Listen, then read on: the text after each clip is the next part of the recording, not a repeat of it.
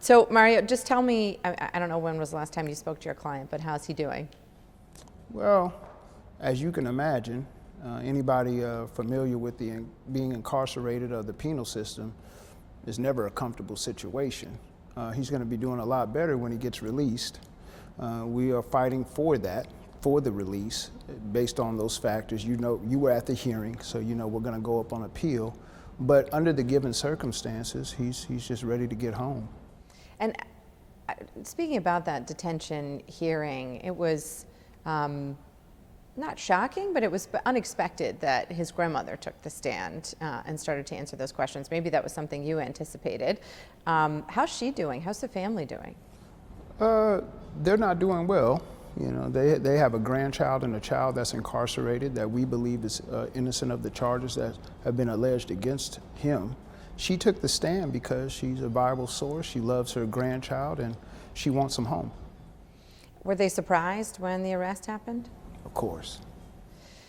You say you believe he's innocent of the charges, so the government has put together heaps of evidence thus far. There was, you know, the financial data, the forensic data, what was found when he was arrested, including the items that were on him and in his possession. There was the internet trail. I mean, you mentioned the fact that he was a consumer of certain type of content during that hearing. So the defense is that the government has the wrong guy? This is the defense, that he's innocent of the charges that are alleged against him. You being a lawyer, you understand there's technical details with those charges. I won't get into all of that, but you were at the hearing. You know that they supposedly produced 3 million lines of evidence, but if you were at the hearing, you could understand very well that we produced a lot of evidence that demonstrated not only that he should be released upon conditions, but also that he's not the person who the government made him out to be. I'll just tell you frankly, when this story broke and the narrative that was released about Mr. Cole, you could somewhat understand it because it was new. They had been looking at him for 5 years and trying to track him down and all this kind of stuff, or the person who they believed him to be. But as the government gave us evidence, as we went through the evidence as a team, we understood a couple of things. No criminal history, no social media posts, saying things like other people who had gotten pardons or sentences commuted, such as get right with God, be ready to die. Nothing like that. Not one single post like that. Not one piece of evidence that affiliated him with a radical political organization, for example. This is a young man, and 30 years old is young to me. This is a young man that has strong ties to his community. This is a young man that has been working since the age of 14. So when you ask me, is he guilty or any of that? I say he's innocent of the charges alleged against him, and I say he's the wrong person. The narrative out there about him is wrong.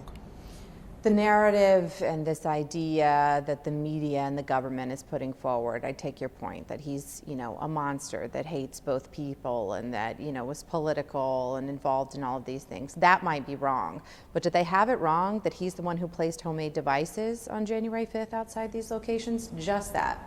Just that particular issue?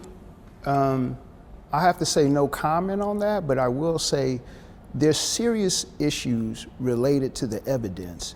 I know that the government has come out and claimed that Mr. Cole has made confessions. Not true. Those are you're a lawyer. You know what a legal confession is and when it's deemed a confession.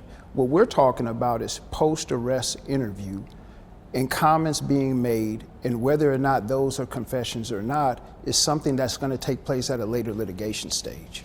I wanted to ask you about that because that came up at the detention hearing too. So the government obviously laid out in detail what they call a confession, and not only that he did that, but that he walked investigators through how he made the devices and where he placed them, how he located the locations to place them.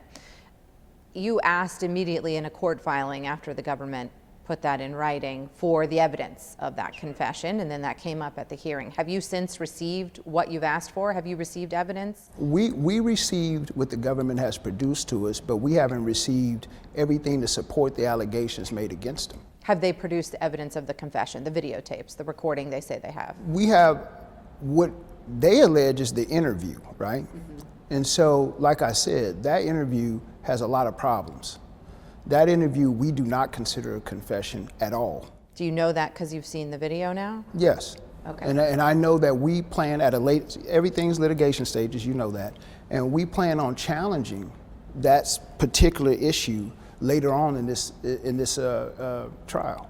Whether it's a viable confession or not, and there could be a number of different challenges, you have seen the video evidence of what the government says in a court filing happened. Did he say those things? Did he explain how he made the devices to investigators? Not that I saw, but that's something that we have to take before a judge. And I'm going to be honest with you, that's a problem in this case. Now, there's local rules about what the government should say and not say.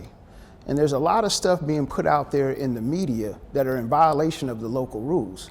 We don't appreciate it, but they seem to keep doing it. We would like to work with the government to resolve this case because we believe that our client is innocent. But we also are thinking about going to the court and saying, hey, look, this is acontextual. This is stuff that's violating the canons and rules that govern this proceeding, and it needs to stop.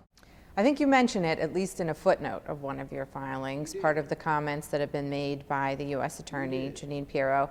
Just last week, I was at a press conference about something else, and she made comments about your client. She said, you know, he hated everyone. Any response to that? Well, nothing could be further from the truth. That's not Mr. Cole.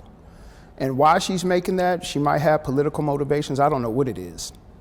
But we focus and we target in on the evidence, and that's not true.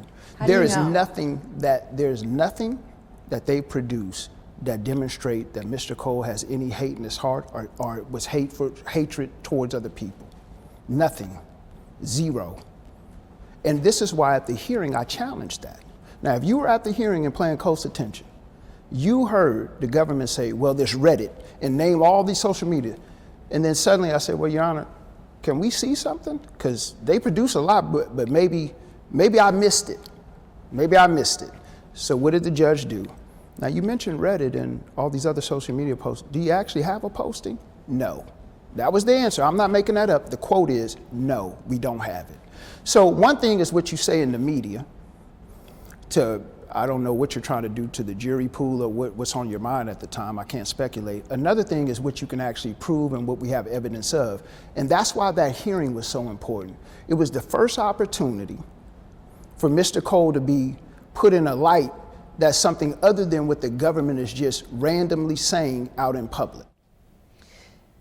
In talking about those social media consumption, I think you labeled him as a consumer of social media. The government confirmed that he's not actively posting on this. You contextualized that during that hearing compared to other January 6th defendants, talking about how every other January 6th defendant who was pardoned was political or had a history of violence, had a history of being political or a history of violence, and that wasn't true of your client. That's right. So here's the thing. And without getting too far into detail, we know what the pardon is, and we know that the pardon contained two separate issues, right? Sentences that were commuted for people who are actually convicted, right? So you commute them, they get to go home. Then there's the pardon of individuals that are related to the events that occurred at the state capitol on January 6th. Those are the two issues. Now, if you look at those people, and I'm not going to get into this, all I'm going to say is if you look at what they did, property damaged, people hurt, law enforcement officer killed, whether you were facilitated that or you did that actually, Mr. Cole, no property damage, no people hurt, not killed, not even touched, scarred, or scratched. Nothing like that situation. And that's the distinction I was trying to make. You have a situation where people were pardoned, and I'm not going to get the pardons in another litigation stage, but you have a situation where sentences were commuted, people were pardoned, that actually injured people and property. Mr. Cole, even on the allegations and the evidence given, never did such a thing. Well, to echo the magistrate judge, had those bombs gone off, it certainly was possible that he would have participated in injuring someone if he is, in fact, the one who placed those. Okay, so that I'm glad you said that. Had the bombs gone off. Now, if you're at the hearing, we got to keep going back to the hearing. We're going to talk about this too. I want to hear about this expert testimony. We got to get back to the hearing. Yep. I got my law partner over there who's really the person that could really speak on this at the appropriate time and at the appropriate stage. We have an expert that's well recognized, and we have an expert report. Now, these devices that are alleged to be explosive and this or that by the government, what's the key point that you need to focus on? We're not viable by their own data. So at the hearing, what did I say? You were there. Your Honor, I got my expert back here. He'll get up on the stage right now on the stand under oath and tell you that he's reviewed everything that the government has given. All the reports, testing, all everything. These are not viable devices as the government has claimed, but that's the mistake. The government has never claimed that those, deflagration is the technical term, but let's just say detonate or explode. The government's never claimed that. What they have actually said is that there are materials that resemble or are part or components of a device that's under the statute, but the key issue is, was it viable? And it wasn't. And we're gonna address that at a later stage. In fact, our filing to get the appeal of the hearing to the district court judge will have the report attached to it. The government says they're the only ones who have examined the actual devices that were placed. Is that right? You're just basing your expert testimony on what the government has provided, correct? According to the government, they provided us everything. But not the devices themselves. No, not the devices themselves, but I don't think we need the devices themselves if they wrote extensive reports on them and they have one Sure, conclusion. but they're arguing their expert has looked at the devices. Oh, yeah. And every component needed to make it viable was a part of that device, was their argument. That was my That's understanding. not true. Okay. That's absolutely not true. Not every component needed. They didn't have blast caps. They didn't have a lot of things. But like I said, that's going to come up when we file our appeal. We're going to have a report, and you're more than, I know you're going to be there. John will be there. And you could talk to him all day about those devices, and he explained it in great detail, the problems. So the government's wrong? Yes, that's our position. Absolutely. If the government is arguing that those devices could explode, that's wrong. Talking about the appeal, because we've done our best to explain to the audience what the standard is for release, even the issue with the Superior Court jury versus the federal court grand jury. But can you explain what your primary argument is on appeal, and to the average audience member who sees, someone accused of placing bombs, whether or not they're viable, how you can argue with a straight face that person should be let out? Yeah, this is a legal explanation I'm going to try to put in plain terms for the audience and the public. An appeal is based on criteria. The default position, and the government admitted this, and you were there and you know this as a lawyer, is that bail should be granted. That he should be allowed to be released under a strict set of conditions. That's the default position. In order to get over that and keep him imprisoned, the government has to show a lot. So what the government says is, well, we have a rebuttable presumption because of the nature of the allegations. So on this hand, you have a rebuttable assumption, just one piece of criteria. Let's just say there's 15 categories and here's one. Rebuttable presumption because of the nature of the allegations. But what did you see at the hearing? We list 20 things on this side. No criminal history, no problem with obeying court orders. 21 years living in the same residence, family ties, 14 years working since age 14, he's been working with his family business, wasn't on bail, bond, or probation at the time of his arrest, no evidence of social media postings, no evidence of social media or political organizations, nothing. So for the public, you have to understand, the only thing we're proving to get his release is, are there a strict set of conditions that can reasonably assure two things: that he's going to appear for his court hearings, which is clearly he's going to do, and whether or not he poses a threat to the community. And when you do threat to the community, you have to go over this laundry list of things that we said over here versus this one item because of the nature of his allegations. We believe we won that. And nature of allegations includes a terrorism charge. Well, nature of allegations includes basically intent to do X, Y, Z, which people put in the terrorism category. I mean, 844I connects to 2332. That's right. I mean, that's a terrorism charge. That's right.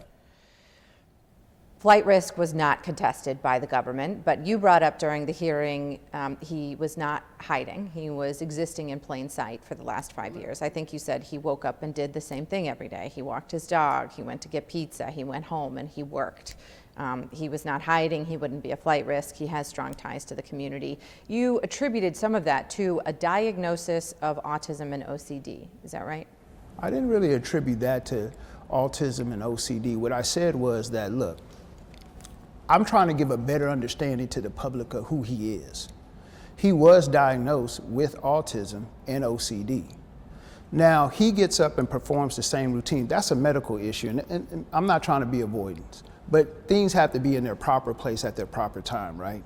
So we're gonna get into that, but we have an expert that's gonna talk about autism, OCD, what role it could or could not play in this case. So I'm gonna let that expert take care of that.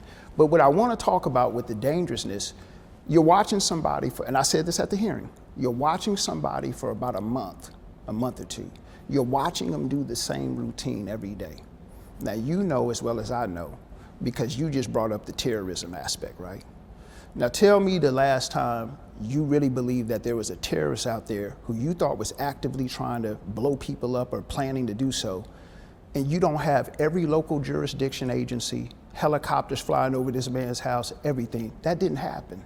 You know why it didn't happen? Because they watched him for a month. They watched him for more than a month, do the same thing every day, and they said, hey, you know what? We can just take the search warrant, arrest warrant, go pick him up when he's not around his family. Let's always remember that. This is what they did. They didn't go to his home when they knew he was home, where they knew he would be around his family to say, hey, Brian, take it easy. We don't know what's going on. Don't talk to anybody. We'll get you an attorney. They picked him up in isolation and then swiftly took him off somewhere to try to, quote unquote, interrogate him for 4 hours when he had no communication with his family or anything. That's improper. I'm gonna go on record and say that's improper in my opinion, because you could have just, since you're watching him, say, okay, let's just go to his house, get the search warrant, get the arrest warrant, get him there. But you put him in an isolated situation. Anybody who's familiar with these type of situations, especially, as you pointed out, allegations that involve quote unquote terrorism, would know that you have behavioral specialists looking at this situation. They're trying to figure out, what is this guy up to? What do we think he's up to? So there's a reason why he was isolated, taken in isolation, interrogated for 4 hours before he could even get communication with his family. Is that part of your argument against anything that was said during that interrogation? It may be. It may be a strong part of the argument, but we haven't really gotten to the suppression phase. Part of the argument from the government when they were asked, you know, he hasn't done or purchased anything in the last 3 years. I think 2022 was the last time that the government has a record of him purchasing anything. The judge pushed him on that, and they said, well, we also have this issue of him continuing to wipe his phone. I think it was 943 times. You once again brought up the mental health issue, that you attributed that to OCD during the hearing. Well, I can't remember if I did that, but I'll say this.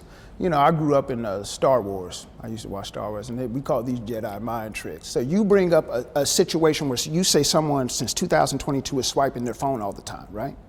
Swiping your phone, getting rid of data is done by thousands, if not millions, of people around the world on whatever routine basis they want to do. Here's what the government didn't show you. Any knowledge that he, even inferring it, that he was swiping because he has some kind of knowledge that he was being investigated from 2022, 23, 24, and 25 for something that happened in 21. So what's going on is you're bringing up something to somehow imply something that you have no corroborating evidence of. And that's the problem with that. So if I say you are swiping your phone every day and erasing things, and you say, okay, that's my standard routine. Now, are you doing it because you got arrested the other day for what, 5 years later? Sure, but there hits a number where we start to approach unreasonable, I would think. Do you know anyone else who's wiped their phone hundreds of times? I could if you gave me time to actually talk to people. Okay, really? Oh yeah. Do you? People, now I have reset my phone multiple times. Hundreds? I don't know.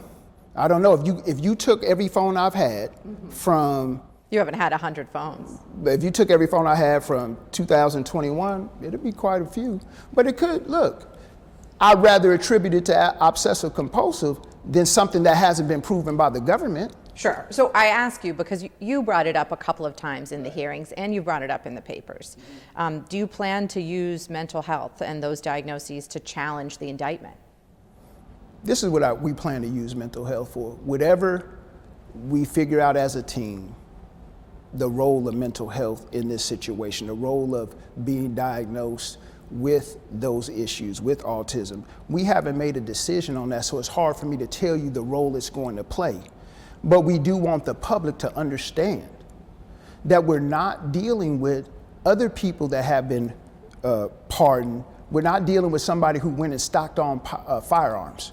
We're not dealing with somebody who brought thousands of rounds of ammunition. We're not dealing with somebody that was at the Capitol, breached the door, and facilitated harm and crimes against law enforcement. We're not dealing with that. Yeah, but people don't hear that, right? They hear pipe bomb, and they hear the potential for what that could be. Even the judge said, But what I would like to know, worked. what I would like to say is, if you hear the word pipe bomb from this point forward, you really should be hearing device that could not explode, go off, or was not viable, because that's the truth. When he was arrested, he was found with some of the materials that could be used to make that device. What's the explanation for still having that years later and for continuing to purchase them? Well, what I would say the explanation is, it's complicated. We're still early in the case, but this is what I would like to focus on about the materials that were found in his car or even in his home. They were all taken, right? Weren't they? Mm-hmm. They were all taken. And so the issue then becomes, even if I did assume that somehow that was whatever you want to make it out to be, the issue as far as his freedom is concerned is whether or not there's a set of conditions that would stop him from going to the local store and purchasing these home arrest, right? Ankle monitor, unannounced visits, basically a Fourth Amendment waiver. See, I'm separating the detention, though, not talking about detention. Just why would he still have them? What if people are concerned about whether or not he was building these things? I mean, I think the first issue. It's not what I want to make it. It's what. Yeah. Well, the first issue I would cover is, was he even using those materials to make alleged pipe bombs? Well, that's my question too. Yeah. No, my answer to that is no. He wasn't, because if you're going to say, well, Mario, what does that imply? Then I'm going to ask you, 2021 to 2025, did you find any bombs made? No, you didn't. Well, you would say there weren't any bombs before 2021 either. No, right? no, but what I'm saying is that if you find materials and you want to take an assumption that why did he have the materials, my assumption is that he did not have those materials to make any type of weaponry because they didn't find it. They didn't find any type of weaponry. If you have from 2021 to 2025, 4 years to so-called make these alleged pipe bombs and you can't find any made and you're watching them for 2 months, then the assumption should not be that he was riding around in the car waiting to make more bombs when you could not find any, because he did not make them.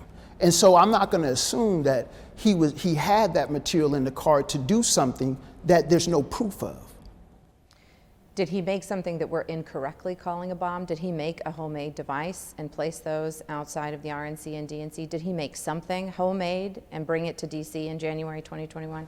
I'm not going to answer that question directly as far as whether he made something, but I will say this, that he's not guilty of these allegations about this taking for the intent to cause harm to an individual with a device that could explode. He's not guilty of that. Maybe without the intent. Did he just bring these things to Washington, D.C.? I mean, are you saying the government has picked out the wrong guy of the person who's bringing these items and placing them outside? Putting aside what they are, putting aside what was in his head at the time, putting aside the charges. Is he the man who placed something that was homemade outside these facilities? I really can't answer that. At this point, we got to, first of all, you saw the motion that we have asked for a lot of evidence, and we haven't gotten a lot of evidence. I mean, the government says he did. No, I disagree with that. I can't get into the particulars of the quote-unquote confession or the statements he made, but I wholly disagree with that. You mentioned what was taken, all of those materials. You also brought up at the detention hearing that they left a firearm, right, in his house. Was that registered? You said it was registered in his name? Yeah, this is the insanity of it all. So on one hand, we're supposed to believe that this Mr. Cole is a absolute danger to the community, right? So you go out there, you don't have any, you go out there like it's just a plain search and seizure. There's no kind of indication that you think that this man is out here actively making whatever it is you allege he's making, and he's such a danger. There's no evidence of that on the basis of how they arrested him and how they searched his home. But then you go out there and you seize all this information and stuff from his home, but then you leave firearms around. A firearm registered in his name? Yeah, that doesn't make any sense. How long did he have a firearm? I have no idea. I haven't investigated that. You don't know why he had a firearm? No, I mean, as far as why he had a firearm, I wouldn't answer that because I have no idea. I haven't even talked to him about that. Do you know where the firearm is now that you mentioned it during the court hearing? Well, I would suspect the government was listening to that. Here's the thing, if he legally had a firearm, and just chill, if he legally had a firearm, then he's okay to have it. Isn't that right? If you have a registered firearm... Once you're in custody facing terrorism charges? Oh, wait a minute. No, that's two different issues, Katie. Well, your argument was they didn't take it. They didn't take it, but Yeah. if he's released, of course that would be a part of his release, his conditional release. Right, but we don't know where it is now. Oh, it's not in the... He's being released to his grandmother if he's released. She has no firearms in her home. Her husband has one, but he might be willing to give it up, right? No, he's already given it He's up. already given it up. So they're fully prepared to receive him should you win on appeal? Absolutely. And they have already been, the court and the office has already spoken with them and visited the house and everything is... I don't know if they visited it, but we went through the vetting process. Okay. The judge called this a January 6th adjacent case during the hearing. Do you agree with that? For purposes of the pardon, I absolutely agree with it. What do you mean? So I think you have to employ some kind of common sense as applied to the allegations. So if the allegations are that he went out there and he set down these components and that they were found on January 6th, the judge says that it's a part of January 6th. The pardon says that you're allowed to get a pardon for everything related to the events that occurred on or at the Capitol on January 6th. Like I said, we're going to talk about that at a later date, but I do believe that. Sounds like you believe it's a strong argument he should get a pardon. 100%.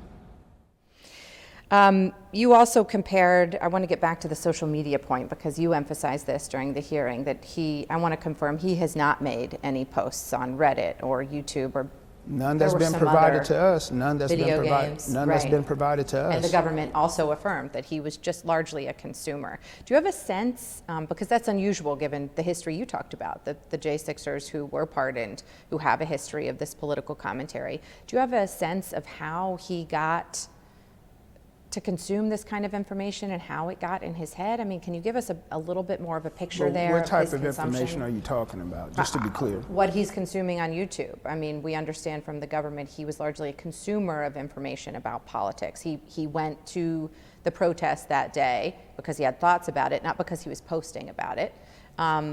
Can you give us a sense of what he was consuming and what was in his head or where that came from? Well, I'm going to be honest with you. Now, it's a lot of information that was produced. I haven't seen any information of anything that he consumed other than just being a regular person that watches the news. I'm telling you that right now. The government has failed to produce and has not produced to us anything that demonstrates that he consumed political information other than the standard information that's in the news. That's the whole issue at the hearing. The judge wanted to see, if it was possible, did he actually consume, let's say, politically charged information that has some kind of violent tinge to it. But the government couldn't do that. So outside of just watching the news and trying to keep up on what's going on with the voting process, I know of no other information that he was consuming. You know what news he watched? Nope, I don't. I'm not playing games with you, I don't. Just curious if you watched. I just know that Fox 5. He voted for Trump 2 times. So he might be watching Fox, he might be watching you. No, that's why I said Fox 5. We're different, we're different, we're different than Big Fox. Do you plan to do anything more affirmative against Judge Pirro and the public comments that continue to be made? Are you gonna make You said Judge Pirro? We call her Judge. Yeah, oh, okay. I thought it might have been somebody different. Look, we're not at war with the government. I want to make something very clear. I am not on here to bash Pirro or anybody. She keeps making comments about your I know client. she's wrong. She's wrong about this. Are you going to do more than a footnote about it?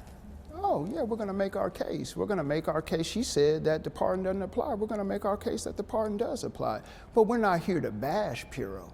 We're not here to bash Trump. We're not here to bash anybody. We're here to make a case that Brian Cole Jr. is innocent of the charges and he's also deserving of the pardon. That's it. We want the right people to take a critical look at this evidence and make a determination that favors our client.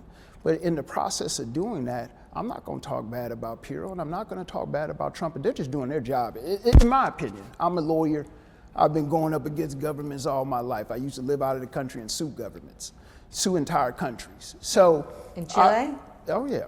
Yeah, you check the Inter-American Commission on Human. I sued the United States. That was the very first thing I did when I got back in this country for cutting off the dialysis of immigrants at Grady Hospital. So going up against the government and countries is not a problem for me. I don't make enemies out of the government. What we're trying to do, myself, John Shorman, and the other lawyer on this case, is get the best result for my client because the facts demonstrate that he's not guilty and he's deserving of the pardon. Is the best result here then that he gets something other than, jail time for this, but something, mental health assistance, and, agrees that he did these things but didn't have the intent to hurt people, couldn't actually hurt people, was supportive of Trump, was actually there to support Trump? I deny that he agreed that he did these things because I seen the video and I deny that. The video of the so-called confession? Yeah, I deny that completely. Do you deny it because he wasn't Mirandized or because he didn't say it? I deny it because the way it's been presented to the press is acontextualized, and that's the most I can say at this point. But when we get to the suppression part, you will see the truth on that issue. It's not fair that the government can say that and you can't give us the context? Well, I think it's not fair that the government said it because they violated the rules, and I don't want to violate rules. I don't want to, see, the standards sometimes are different, and you know this. The government can say that, we can put it in a footnote, and it's still not addressed by the judge. Is the government wrong in painting him as kind of against both parties and against everyone? When he voted for Trump twice, he went to the protest in support of people who thought the election was stolen? I personally have never asked Brian Cole Jr. his personal political views. How do you know he voted for Trump twice? Oh, because that was a part of a situation that I talked to my partner about. Okay.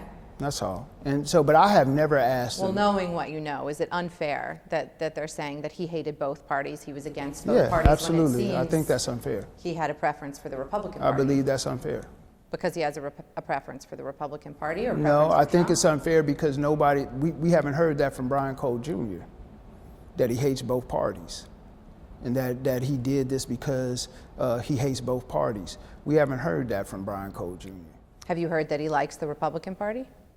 Personally, I haven't heard that. Have you heard it from your conversations as part of his defense? Yeah, I just know that he voted for Trump twice, and that's all. That's all I know. I'm just telling you what I know.